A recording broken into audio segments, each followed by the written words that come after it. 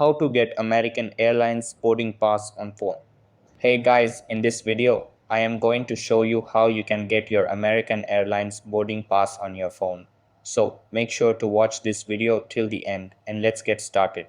So the first thing that you want to do is open up the American Airlines mobile app on your phone and make sure it is updated to the latest version available. After that, sign into your account and you will see the main menu. Over here, slide up to access the options. Then choose Find Flight and input your name and the required flight code. After that, click Search and you will see all the details about your flight.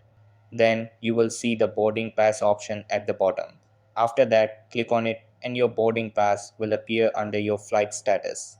Over here, you can manage your flight, change the date, cancel it, or check any updates. As long as you follow this process through the latest version of the app and input the requested information, you will have full access to your mobile boarding pass. So that's how you can get your American Airlines boarding pass on your phone. That's all for this video.